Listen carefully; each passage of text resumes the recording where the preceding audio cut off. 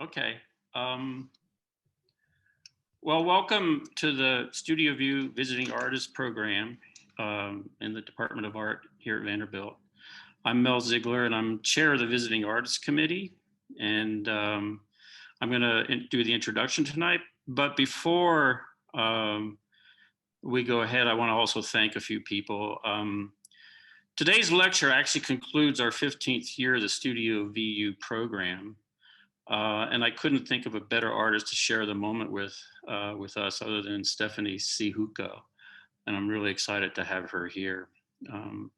Before we introduce her, I want to acknowledge our chair, Mark Hosford, for his support, and the College of Arts and Science for 15 years of support of this program.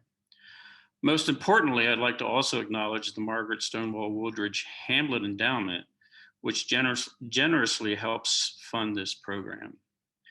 A special thanks to Jerry Phillips and Martha Dale for the work that they do. And I want to put a shout out for Jerry's amazing and well-designed promotional posters. And also the fact, I don't know, Jerry, if these are, if it's possible to have these available or even to sell them, but Jerry did 3 5-year segments of all 15 years, and they're really beautiful. I want a set so I can frame them, but it's they're really nice posters. So if anyone is interested, maybe Jerry, are they available? Can we? We can definitely print them out. Okay. All right. Anybody? Well, they're up in the second floor if anybody wants to see them here in the art department. So I'm a great admirer of today's lecturer, artist Stephanie Syjuco. Syjuco received her BFA from the San Francisco Art Institute and her MFA from Stanford University. She primarily, she works in a lot of different ways, which I always find really interesting because I feel some kind of relationship to that way of thinking and working. With photography, sculpture, installation, moving from handmade and craft-inspired mediums to digital editing and archive excavations, which I really love that idea of excavating archives. Recently, she has focused on how photography and image-based processes are implicated in the construction of racialized, exclusionary narratives of history and citizenship.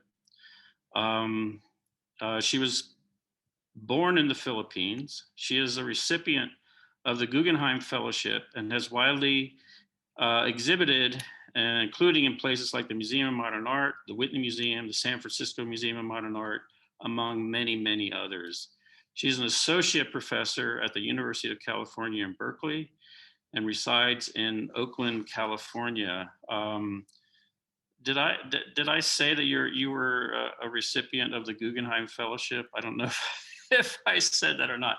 Among, I think, the Tiffany, and there was another one in there too, a really big prize. I don't know if it was Joan Mitchell or somebody, but anyway, I'm going to turn it over to Stephanie because I'm sure you'd rather hear her talk. And so, Stephanie, you can take it away. We'll have questions at the end.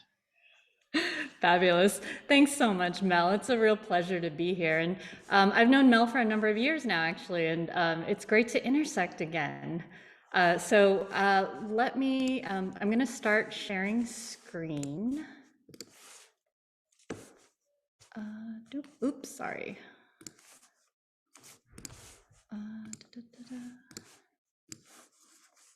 Great. All right, can everybody see this? All right, wonderful. Oh, oops, okay. Go back to the slideshow. All right, so I won't be able to see the chat while this is up. It's just going to be too many windows open. So I think if you have questions, it's probably best, hold them to the end. Obviously, you can put them in chat, but I won't be able to address it.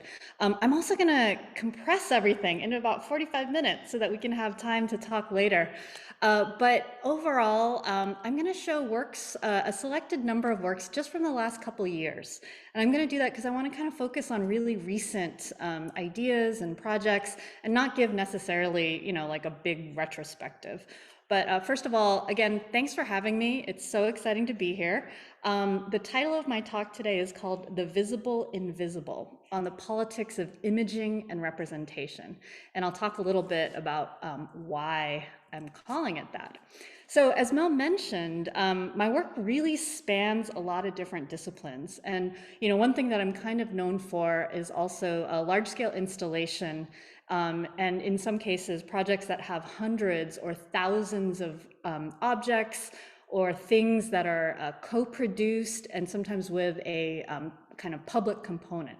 So I like to think of myself also as like an artist who creates platforms for ideas and also for other artists and other people. And that's also in conjunction with, a whole constellation of other disciplines. And so if I try to create this sort of tree, of things that I do over the past 25 years of my professional practice, even though I'm a sculpture professor, and that's kind of the central focus of everything I do, there's also these other areas, like everything from social practice to public pedagogy, workshops, new media, digital 3D objects, photography, and then also this really wonderful area of craft and a kind of making that I sort of think of as extreme fabrication, and that also includes textiles. So you'll see a whole variety of these things. And the reason I try to share this variety is because I really want to push this notion that contemporary art today can encompass so many things. And the discipline is really huge. It's also very overlapping in lots of different spheres as well. And so I think especially in art school, sometimes there's a tendency to think that your audience is just the art world, or maybe this idea of the art world, where I think it's actually much larger. And so if I had to make this kind of almost Venn diagram of overlapping circles of things, that would include just the art world in one little area, but also this much larger space called the public. And that includes thinking about how my work fits in with issues of society and citizenship, public life in the greater community. And then, of course, I also exist in the academy. So, the school, the institution, that's also a kind of space of making research and audience. So another thing I like to say is that my work recycles, copies, resuscitates, warps, reframes, makes do, rips off, plunders, and hinges on existing forms of historical aesthetics, because the past is still unfinished business. And so you're also going to see a lot of appropriative tactics.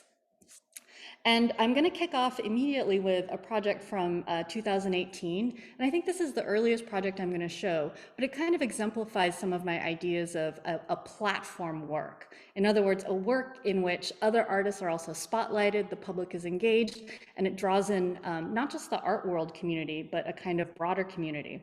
So this was a project called Added Value, and it was commissioned by the San Francisco Museum of Modern Art. It was also, I'll just read the text out. So it was a 1,500 square foot installation functioning as a radical reorganization of knowledge using low value used books for sale to the general public. So I conceived and organized it, but I also invited other collaborative teams to work with me. And so I invited a group called Related Tactics, the Prelinger Library, and also worked with the Friends of the San Francisco Public Library. So even though this was a formal museum project, it really had a kind of, octopi, tentacular kind of reach across lots of different arenas. And so it looks like a used bookstore. You essentially come into the lobby of the museum. It was a temporary installation, and you approached it in a kind of manner as if you walked into a bookstore. But when you started to browse around, you realized that the categories were really different. Because again, as mentioned in the description, it was a total reorganization based on new ways of looking at given publications. And so one of the questions I was trying to ask was, how do the ways in which we categorize books and information, how does that reflect invisible power structures and hidden hierarchies? And so what would an intervention into this system look like? And how can artistic processes reshape, reorganize, and reevaluate it? And so, if you were to go into either a library or a bookstore, and instead of having, say, a section called Western Civilization, you had a section called Revolutions. what kind of books would fit into that, and how would that also create connections between arenas that would originally have been segregated in, the standard kind of academic division of information. The same also with, instead of calling it the business section, what if it was literally called wealth and accumulation? What if there was a section called collapse? I also played around. So with my collaborators, we decided to also create different sort of niche arenas. And so this was a very specialty section. So there was a section called How We Learn to See Ourselves Through the Lens of Whiteness, when your culture becomes a trend. There was also a subsection called White Women Discovering Themselves Amongst the Other. And so in that section, there was, say, a lot of copies of Eat, Pray, Love. And the project, in the end, it was a functioning bookstore, and it raised over $20,000 in just a little over 2 days to benefit the education community programs for the San Francisco Public Library. And so where did we get these books? These were all from, these were donated to the San Francisco Public Library to then resell in order to make money for the library system. And so in many cases, these books are not meant to be actually put into the library system. They're meant to, they're low value books. They're considered not worth a lot. And so I was able to cull through thousands of these titles, and then just by a kind of, reorganization, create what I considered an added value. And so, again, like what would a space look like for works on uprisings?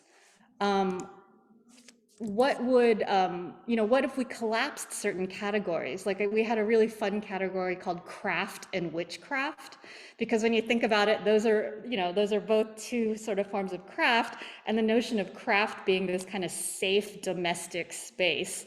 If we intersect it with, histories of witchcraft and other craftedness, you get some really interesting comminglings.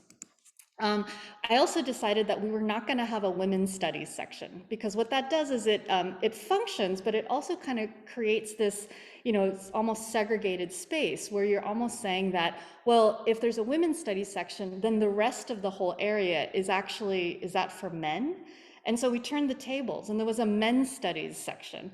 And the men's studies section actually, covered everything from, issues of patriarchy to men's fashion, to all sorts of kind of very specific man-centered things, to also kind of talk about how, just having that category itself appears to set it apart from the general dialogue.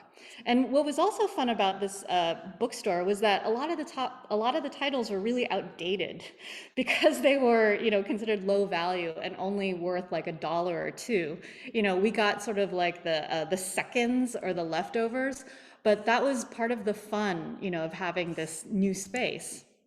I think this was the Radical Desires section. So, you can see in there, we can put everything from the Scarlet Letter to the Happy Hooker to also Women Without Children. And it's just a really, it was an interesting space of play. And the collaborators and myself came up with these categories, and then we were constantly reshuffling and making new categories as the time went on. Because this only took place for one weekend. It was literally up for just a little over two days, a very temporary project that took a lot of labor. I also decided to feature what I were calling these shrink-wrapped book pairs. And so if you were interested in one of the books in the pair, you were forced to buy the other book.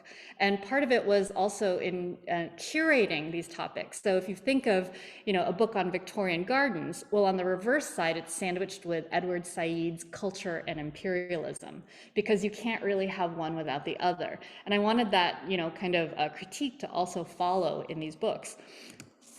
We also paired together, say copies of Bill Gates's The Road Ahead with Jared Diamond's Collapse, to maybe talk about the hubris of, Silicon Valley and Western civilization. And, at the end of it, this is a picture of myself and my team, and also a blackboard that showed some of the categories that we came up with. And in the end, myself, Megan Pralinger, Rick Pralinger, Michelle Carlson, Western Turia, and Nate Watson, we were the kind of masterminds behind this project. But one thing I also want to share too is, as this thing was really tentacular, like it really did kind of go into lots of other artist groups and other commissions. This is a kind of map of the project, and it talks about all the different organizations that it worked with, and as well as also the kind of the funding stream of where we got the books and then how they came to the museum and then fed back into the education program. Because the project also, it commissioned new works by other artists as well. So I saw it really as a way of taking museum funds and also, really giving those funds to other organizations if I could. So we were able to disperse a significant amount of money to other artists, writers, and organizations. And in that way, I really see, that a project like this, even though it's definitely an artwork that I can say that I authored, I also wanted it to function in a really both a public way, but also in a kind of conceptual economic way behind the scenes. And, I want to share that model too, because I think too often when people are evaluating if an artwork works or not, they're only looking at a kind of visible end product as opposed to how it fits in, to a larger ecosystem of both community and also economy. So I do that kind of work. I'm also really interested in issues of representation and how photography as a discipline is a lot about constructing and narrating very specific stories of representation. And so what I'm showing here actually is a stock photo, or it's a corporate photo of a photographic studio. Like a lighting kit, a backdrop set, and all the kind of apparatus that goes into making an image. And the reason I'm starting here with talking about photography is because I really want to talk about the notion too that photography is not neutral, that it is an incredibly staged and manufactured process. And actually any kind of media representation, really. And I'm also going to reference this is an image I took at a Civil War reenactment in California. And so I've been really fascinated with historical reenactments, and partly because, Civil War reenactments in particular kind of hold a really outsized space in the American imagination. There's this constant need somehow to keep reliving this moment as if, things need to get worked out a little bit more or things are not resolved. And that's, troubling in many ways. And there's also this interesting phenomena in California where we have Civil War reenactments, and the Civil War never actually happened in California, which is pretty interesting. So I took this shot actually of a photo studio that was set up in one of the Civil War camps in Guerneville, California.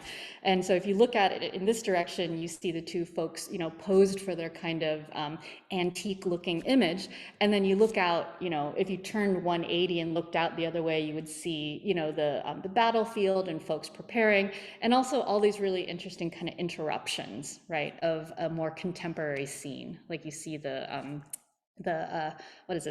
photo reflecting circle right there. And so this is not my artwork. I'm just showing this as research. But when thinking about historical reenactments, I was also specifically working on a project in which I looked at costumes chosen from specific moments in American history. And this is a kind of visual survey of some of them. You can kind of tell, the eras in which it's coming from. Like there's the, 19th century prairie outfit, there's the pilgrim outfit, the colonial revolution, and then, the Civil War outfit. And most of these are made for both, reenactment events, as well as also theatrical events like plays or maybe movies in some cases. But the idea that you can make and create these things is a way to kind of revisit some of these historical events. So I decided though to hand make, based on some of these patterns, key garments from the American history, but using specifically green chroma key backdrop fabric. So similar to that one image that I showed, of that photo backdrop, green screens are something that are used in, contemporary digital imaging, and it's a way to also superimpose on top of the green screen like a new background or a new setting. And by using actual chroma key backdrop fabric to hand fabricate these dresses, I was actually talking about how American history itself and the story of American history is fabricated and heavily narrated. And so as an immigrant to the United States, but having grown up in the US and having gone through the educational system from a very young age, the very specific stories that were told to me and also really ingrained in me about the United States was in many cases, very one-sided. It was something that I feel like as an American today, especially also after the 2016 presidential election, I've been grappling with, and also really trying to see how, my own space here is implicated in the construction of American history. Like, what are the things that we should question? And what are the things that we also, kind of agree to by not disagreeing publicly with it? So by making these three dresses, like you can see on the left is the Plymouth Pilgrim, which talks about, say, the quote unquote founding of America, and also the mythology of a kind of communion with indigenous peoples during Thanksgiving. The back right is, the colonial revolution, in which there was also the narrative of, say, democracy being founded in the United States, except it was only for white men. And then in the very foreground is the antebellum South dress, which is, completely embellished and gorgeous and beautiful, except it was obviously founded on, the extreme grossness of slavery. So for this project, I spent an entire year learning antique and historical methods of making. And so this is a detail of the embroidered ribbon on the antebellum South dress, as well as crochet lace, bonnet making, and I decided to go really deep into the fabrication. This is a detail of the bonnet with ribbon flowers. I wanted to do this because I also wanted to literally say I had a hand in maybe reshaping how to look at American history, So by going into this really intense handmade process, but also trying to talk about, say, contemporary digital manipulation or digital editing, I wanted to kind of bring those two things together. It was also a lot of fun to do, ironically. I learned a lot of skills while I was at it. You can see behind this installation was also a giant sort of like quilted textile that I sewed, and each a little square of this like gray and white fabric is 2 inches square, and it actually is supposed to look like a Photoshop transparency backdrop. So for those of you that are familiar with digital editing techniques, you'll know that the very back of the very last layer in Photoshop is this kind of gridded checkerboard pattern, which you're not supposed to see technically, but it's very, very visible. So I was thinking about it in a similar manner to the green chroma key color, which you're not supposed to see because you're supposed to substitute something else into it, and yet it is so visible and so highly present. So thinking about America, thinking about the construction of America, also thinking about my place in this country. So, the Philippines was a colonial holding of the United States from the late 1800s. And that's a kind of history that actually gets forgotten a lot.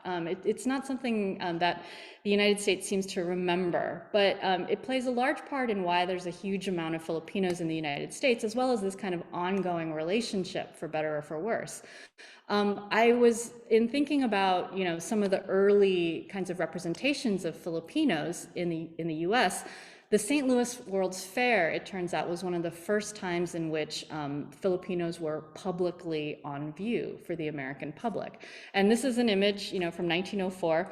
World's Fairs were situations they brought together, in some cases, millions of visitors to come view these beautiful pavilions that were set up. And a lot of times the things on display there were everything from, the kind of the technology at the time to industrial processes. And they also, they displayed the kind of bounty of America. They were very, very popular, both educational and also entertainment spaces. But they were also incredibly problematic because, at the time for the 1904 World's Fair, they also constructed a fake Filipino village in which they imported 1,200 Filipinos into this space to play their kind of quote unquote tribal rituals for the American public. And it was a way to, also to show off America's new colony to Americans.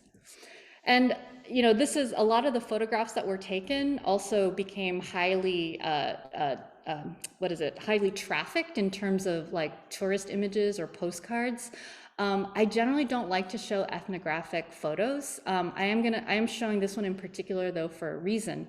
But you can see here, this is actually in St. Louis with a particular group of people posed with a sign and an American flag and, kind of spread out for the viewer to look at.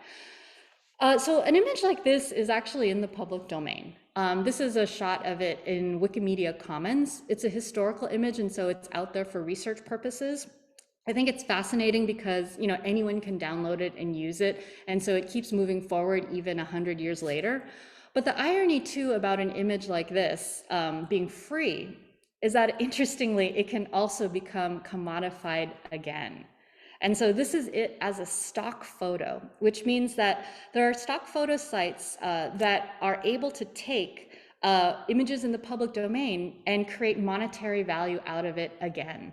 And so literally by taking that same free image and then adding a price tag on it, in this case, this is Alamy stock photo, you can then, they'll charge you to download it at different resolutions and also for different functions. And it's totally legal to do this.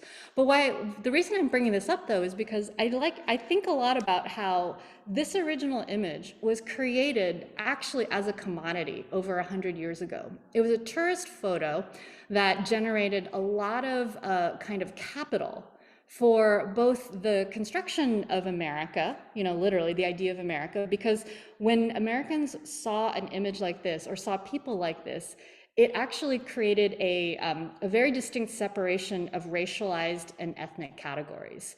It was a kind of, it was a way to also put Filipinos in their place as appearing to be, say savage or not as civilized as white Americans.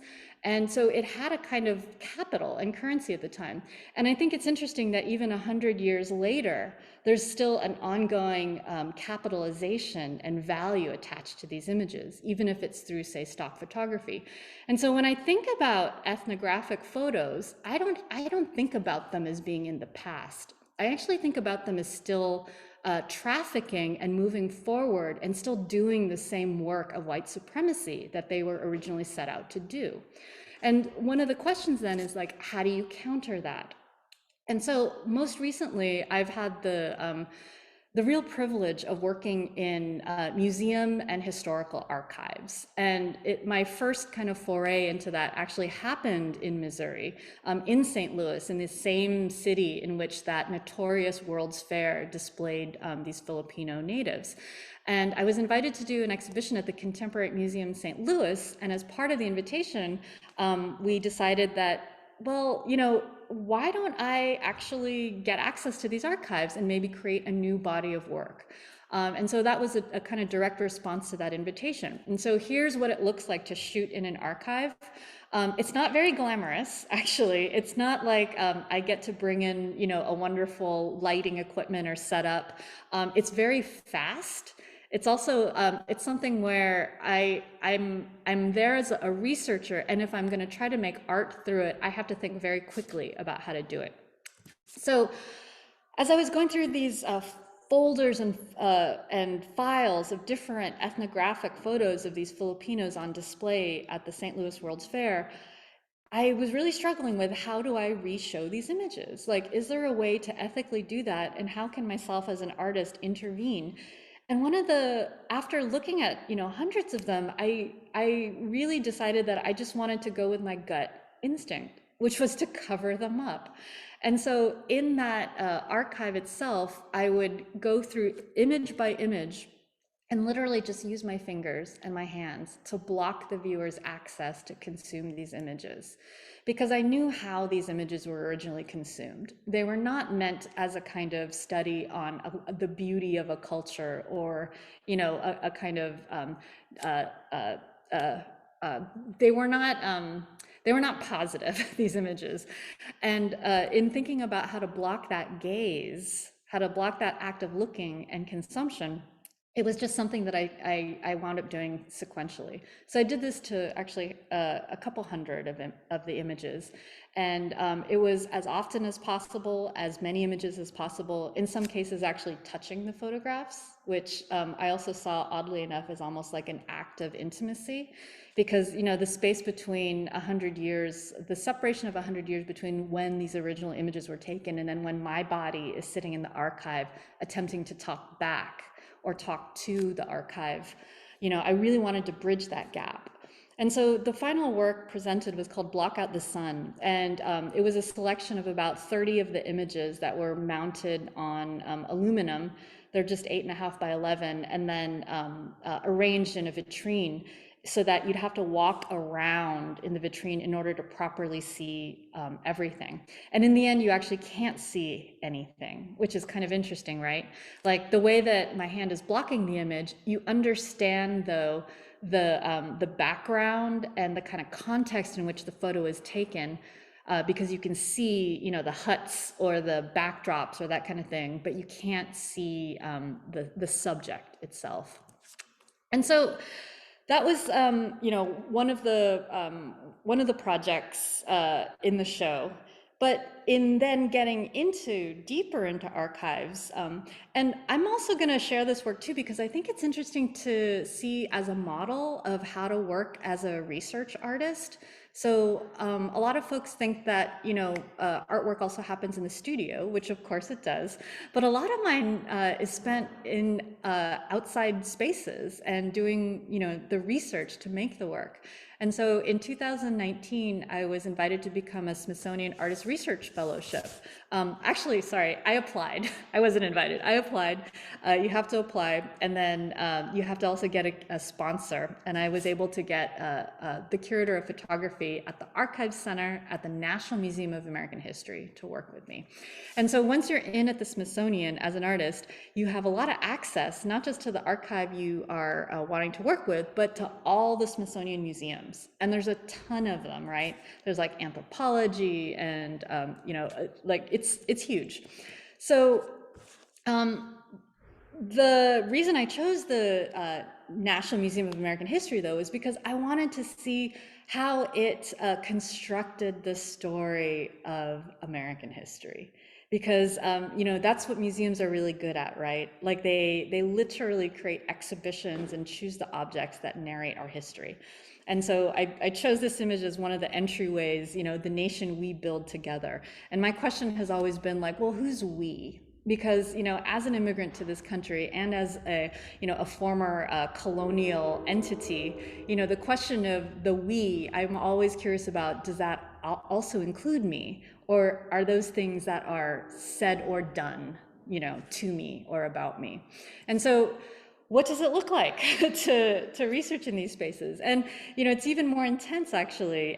This is a shot of, in order to get access to documents or photographs, you have to go through a kind of digital database.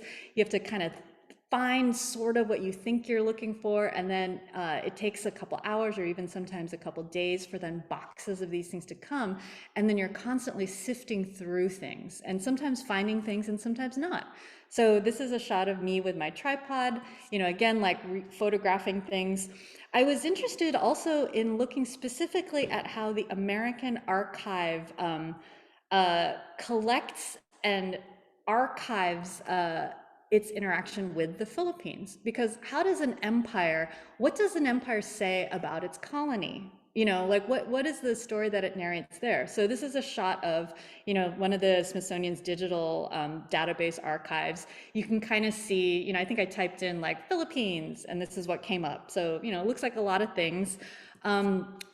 But as you start to go through the collection images, you start to realize that a lot of these things are, they're very much from the perspective, obviously, of a colonial power. It's not about, say, Filipinos or even Filipino Americans representing themselves. These are more records from a very specific time period, and also a time period of, I would say, accumulation.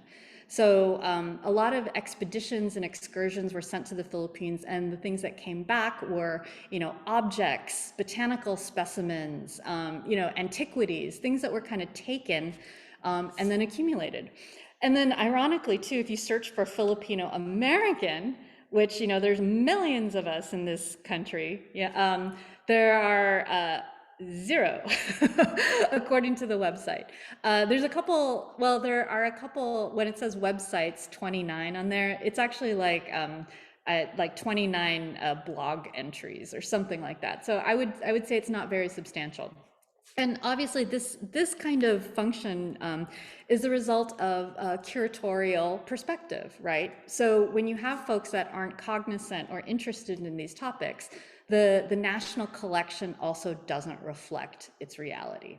So I'm also just showing this too because this is the kind of stuff that I would have to that I would look at in the archive. On the left is what's called a finding aid, and so you scan through this to try to maybe find what you're looking for, and then the image on the right is actually a really crappy low resolution scan of a 100-year-old photograph, and you kind of can't make out what it is. And so you can I was really fascinated by a lot of the kind of things that I wasn't able to properly see or find.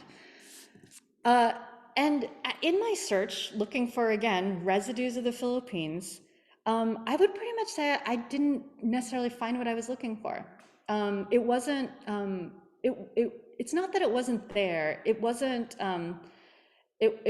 organized, and it wasn't representative, I think, of a kind of real presence. But what I did find was actually a larger story about the gaps in American history, and that became more my focus. And so this is an image of I started looking more at America itself than about America and its colonial history with the Philippines. This is from the I think the 1910s, and it's a slide. It's called from the Better America series, and it's a slide on poverty. It's part of an educational lecture, but the image has been so scratched up that it's almost illegible. And I found a lot of interesting instances also in the archive of damage. And then that became fascinating. So this is an overview of, as I was accumulating images in the archives and also on the online databases, I would create new collections of them for my own reference. And you can see here some of the images of damage. And a lot of these things are also, they're so old, right, that they're falling apart, or they've been badly scanned, or they're kind of odd and vague. And so they tell a different story about American history, one that actually has, gaps and holes and cracks. And again, this is just an image of, so as I'm going through my research process, I also don't necessarily know what kind of artwork I'm going to make from it. So I take a lot of photos. And in some cases, you can see here, I'm taking photographs of like file folders. I'm shooting it with, holding it. I'm shooting the backs of things. And again, not really knowing what I'm going to do with it. And this is all part of my research process. I also shoot documents. This is like this isn't artwork per se, but you'll see where this is all going. Because as I'm accumulating, thousands of images, I'm starting to think about what to do with them. And so most of my process after that year-long residency and access to the archives was to then go back to the studio and then just start printing. Just start kind of, printing large-scale paper prints, very cheap, almost poster-like, but thinking about what an enlarged archive could look like, and also what sort of new, stories I can tell. Also overlapping things, because when you're in an archive, you're basically looking at piles of papers. physically. And so there's a lot of interesting kind of overlaps. And all that research actually turned into, it went into an exhibition called Native Resolution. I'm only going to show parts of the show, but these are large-scale photographs that are framed. They're actually collages. So they're called pileups, because they're literally these loose narratives of the American archive of the Philippines. And so this is called Pileup Eastman, and you can see this, old school camera that was about as old as the time in which American colonialism of the Philippines was happening. And on top of it are pasted on top, or like affixed onto it, different images. And in some cases, very low resolution images, because I also really appreciated that you couldn't see clearly in some cases. Like I would use a photograph or download an image from the database, and it wasn't high enough resolution to use properly, but I just went with the pixelated, kind of look.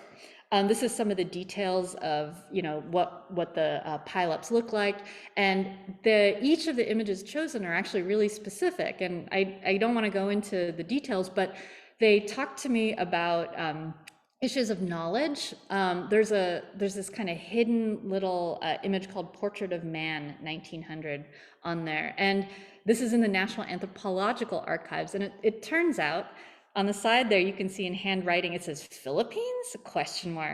And this is Jose Rizal, who is like the national hero of the Philippines. And so he lives in the American archive as a question mark, and also not as himself. He is Portrait of Man. And so that slippage to me is really fascinating. It's an overlay, and it's also, a real kind of indicator of the kind of lack of knowledge base in some of this collection. Also, here comes again that low resolution image that is printed, and I also really appreciate this is a digital scan of a microfilm, like a tiny little microfilm photo of a 100-year-old glass negative. So it's got all these levels of degrading happening, and also the little marks of the archive, like that numbering system at the top there. So, the archive itself actually becomes the subject. It's not about finding like my heritage or looking for any accurate depiction of the Philippines. It's actually looking through the lens of the American archive. And so that's the other thing I also want to stress, is that even though, I'm Filipino and I have a background in the Philippines, this is not, I do not think at all that this work is about me attempting to find or understand my identity. I actually see this work as an attempt to look through the white gaze at the Philippines. And that's a totally different thing. That's a totally different thematic. So this is Pileup Herbaria, and I'm going to kind of skip through it. But again, all the things are sourced through the different Smithsonian archives, and it also shows how an entire country, from the people to the natural landscape to its history, is cataloged, archived, and organized by a colonial power.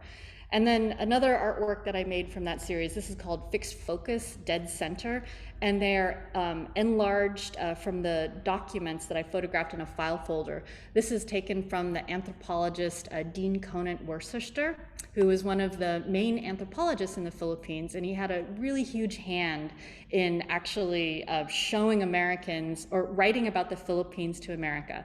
And a lot of his texts were incredibly patronizing. They were quite racist, and they were also set up as a way to show how different the Philippines was and why they needed to be an American colony. Was, because of educational uplift, and also, to be kind of helped along. The little brown brothers had to be helped along.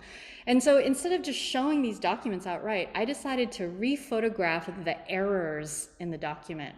And so you'll notice in the detail on the right, the kind of X'd out typewritten notes. And I put those right in the middle, so you could kind of see that the documents themselves were full of errors. That they're fallible. They're not the account to kind of like really think is the correct account. And then when you read around it, though, you start to see like a lot of the other, like some of the evidence of the patronizing language or the position of the anthropologist himself. So, fixed focus dead center was, again, similar to blocking out the photographs or by piling up, all this info. It was a way to talk back to the archive, to have a kind of dialogue. And so I'm going to end, actually. I've got one more project, and I love this project, and I love sharing it because it's up right now at Fort Worth, Texas, at the Amon Carter Museum of American Art. It's a new work. It'll be up for an entire year, and it also works with a Western American collection. And I was excited to be invited to do this because the Amon Carter is specifically about the art of the American West. And so as an artist based in California, which is in the American West, on the very almost, the edge of the Western continent. But then if I also think about the Philippines, which is just farther west than that, and part of the American colonial system too, that's also part of the American West. So this is what the museum looks like, though. It specializes in collections of, everything from landscapes to also this very iconic grouping of like, quote unquote, cowboys and Indians. Paintings and sculptures, and those are really had a big hand in shaping, this imagination of the American West. So I'm showing some photographs. Whenever I'm invited to do projects like this, there's usually a site visit, which is really fun. So as an artist, I'm invited to go out, and then I don't really yet know what kind of project I'm going to do. I talk with a lot of the curators. I also visit the museum and I see their collection. And I knew from talking with the curator, Kristen, that we were going to work with the collection somehow. And so this is not an artwork, but I love it. It's an image of one of the models that they use to figure out what's going where in the exhibition. But I think it's great because you can see like all this artwork kind of like falling off and sort of crappy looking, like these, little mini shows that aren't quite working out so well. But, again, like this is a tiny, tiny little reproduction of one of the paintings that they have up on the wall. So over the course of 5 days, again, similar to what I did at the Smithsonian, I comb through the collections, I talk to experts, I go through their holdings, and I think about what's there. I think about, I started to look at shadows in some cases. So, these are actually shadows of some of the quote unquote cowboys and Indian sculptures, thinking about the residue that's going to be there. These are not artworks, again. I'm just sort of like sharing some of my, background, the things that I'm, get inspired by. There's also shelves of artwork, which I think is amazing. And you can see here with the little, tags, the kind of archiving of, the materials, the wrapping, the kind of care that goes into the collection, really. And so it's everything from looking at old, on the left is an old daguerreotype. I also love too when artwork bleeds into, the institution. So you have a sculpture in the background and then the sign caution art, box 28, whatever's in there. And, I was able to look at, this is one of the oldest books in their collections, and it's absolutely beautiful. But it also, has, of course, these very, troubling ethnographic depictions of Native peoples. You can also see it, kind of interestingly reflected on the left-hand side, almost like a phantom, of the ink oxidizing and rubbing off. So after looking at all this stuff, I had to narrow it down, and I was like, okay, I'm really, really interested in these iconic American paintings. And this is a selection of what some of them are like. And, a lot of them, they're everything from idyllic, right? Like in the pastoral landscape, to a lot of, like venturing out into the West, or, fighting for territory. It's a very kind of manifest destiny narrative. But when looking at these paintings, I also became really fascinated with the hands, because the hands in all these paintings, they're all men, and they're all doing things like grabbing or pulling or shooting or holding or pointing. They're very action, kind of like verb hands. And I think these hands to me became a way to think about the manipulation and the shaping of American history. They also had a series of beautiful chromolithograph photographs. This is by Alfred Bierstadt from the 1869. And I collapsed all these things together to create a long installation in which these are two 50-foot walls that are facing each other, and the viewer is forced to go through this entryway before they get to the rest of the museum to see the artwork in the collection. But all the things you see on here are actually pulled from the collection. They're just represented in a way that I hope creates a kind of critical framework. So this is, the show's called Double Vision. It's up at the Amon Carr Museum of Art, and just on one wall, it's an Alfred Bierstadt chromolithograph landscape, but Rorschached, turned into a kind of doubling of itself to talk about how it's actually a kind of psychological projection, that the American invention of itself and the landscape is totally projected upon. And then on top of them are 25 what I call man hands that have been taken from the paintings that are on view in the museum itself, and then overlaid on top of the landscape. And then on the very left-hand side, you can see a textile panel that is similar to a photographic backdrop that kind of like wraps around and extends into space. So here's a shot of Double Vision, some details of it, and I'm going to go really quickly because we're going to end soon. And then the opposite wall has another Bierstadt landscape turned into a kind of green screen chroma key version of itself, also doubled as a backdrop to these new photographs taken. And I'll focus on, the photographs are of restaged, then I love this view too. Then, you go into the collection. But the photographs were taken in the museum's photo studio using their staff and production team to reshoot some of these iconic Frederick Remington bronze cowboy sculptures, but to make them unmonumental. So they're not that big, but I blew them up, and I also faced them away from you. So you only see kind of their backsides. It's almost like they're kind of fading out into the sunset. And I leave on their tags. I'm kind of like checking them in different ways. Those are hands coming in of a museum preparator, as if it's like holding or steadying it, or even maybe removing it, like who knows. And then on the left is a hand coming in to measure it, as if it's kind of like, all right, well, you're not so big. And that hand is actually the hand of the curator of the exhibition, who I had come in and do this as well. And then the final image on the right is all these different color calibration strips that are used in traditional photo techniques that are just kind of piled around it. And then my hand comes in to kind of check that as well.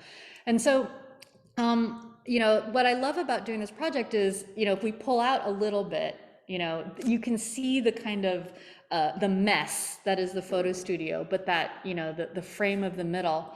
And I'm also really, I'm going to end with this photo, which is a picture of me taken in 1979 with my mother. It's at a photo studio in Disney World's Frontierland, and we're dressed up as American pioneers in the 19th century.